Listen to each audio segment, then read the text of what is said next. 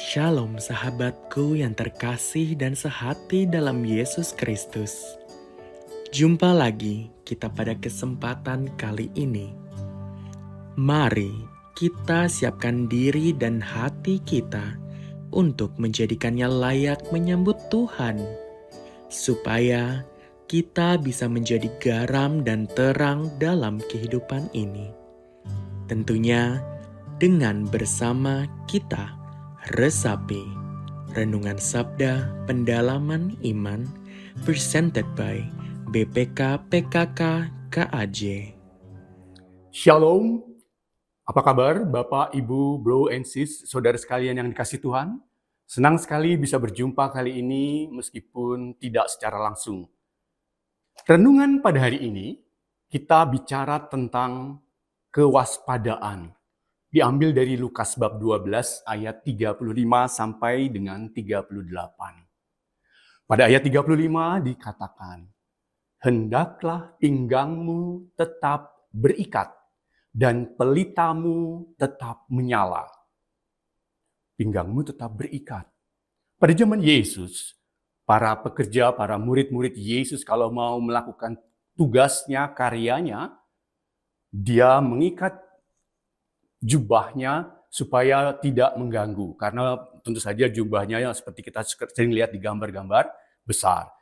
Supaya tidak terganggu, dia ikat sehingga lebih lincah, siap untuk melakukan banyak kegiatan. Hal yang sama terjadi pada zaman kini.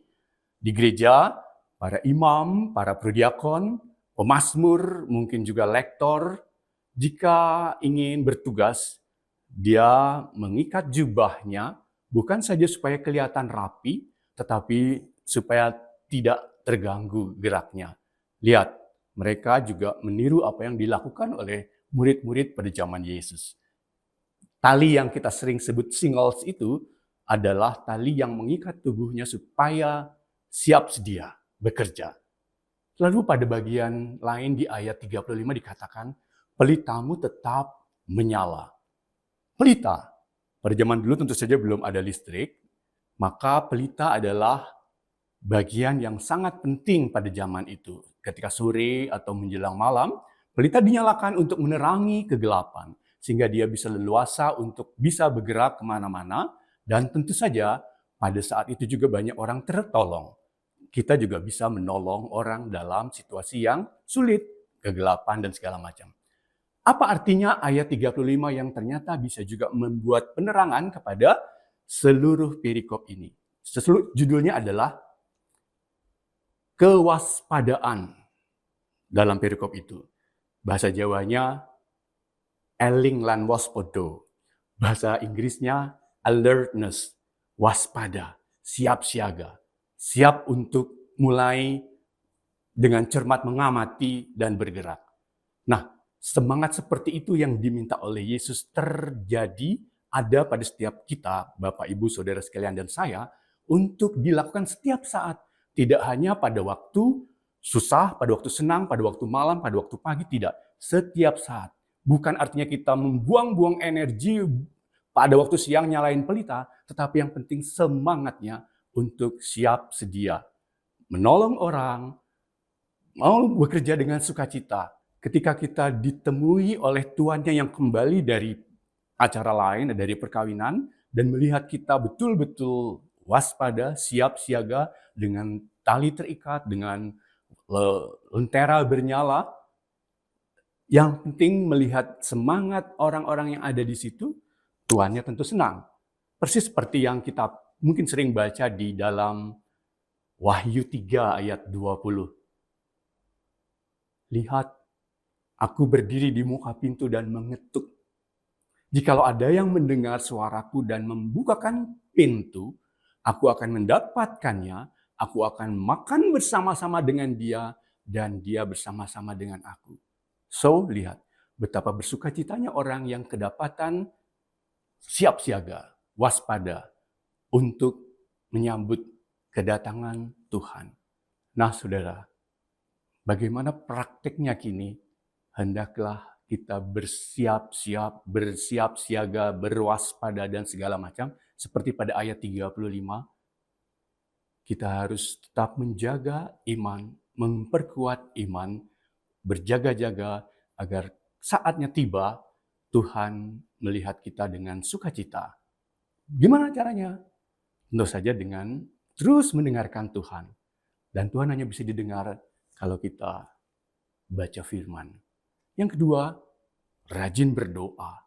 Dan doa itu adalah doa yang sungguh berasal dari hati yang tulus. Persis seperti Paulus katakan, bersukacitalah senantiasa, tetaplah berdoa, mengucap syukurlah dalam segala hal, sebab itulah yang dikehendaki Allah dalam Kristus Yesus bagi kamu.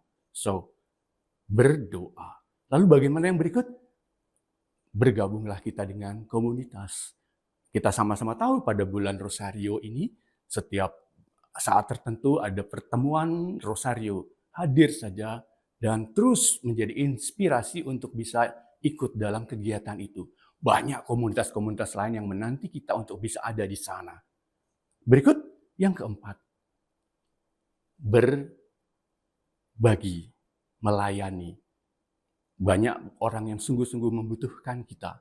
Terutama mereka yang tersingkir, yang terpinggirkan, yang miskin, yang disabel, mereka yang sungguh-sungguh perlu kita datangi.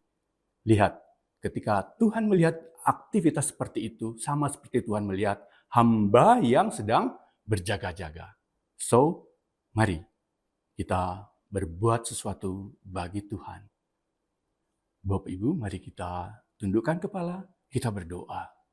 Di dalam nama Bapa dan Putra dan Roh Kudus. Amin. Terpujilah Engkau Allah Bapa yang Maha Baik. Kami bersyukur kalau pada pagi ini kami boleh merenungkan bahwa Engkau mengajarkan kami untuk berjaga-jaga, untuk bersikap seperti hamba-hamba yang menantikan Tuannya. Biarlah Tuhan, kami lebih mengerti bahwa saat-Mu adalah saat yang indah. Dan saat Engkau datang, Engkau menjumpai kami dalam keadaan kami adalah anak-anak yang Engkau layak kasihi. Tuhan, ajar kami untuk terus mempunyai iman yang kuat, untuk terus memperkokoh iman kami. Terima kasih Tuhan untuk hari ini. Doa ini kami panjatkan kepada-Mu ya Allah Bapa, karena Yesus Tuhan dan Juru Selamat kami yang hidup kini dan sepanjang masa. Amin. Di dalam nama Bapa dan Putra dan Roh Kudus. Amin.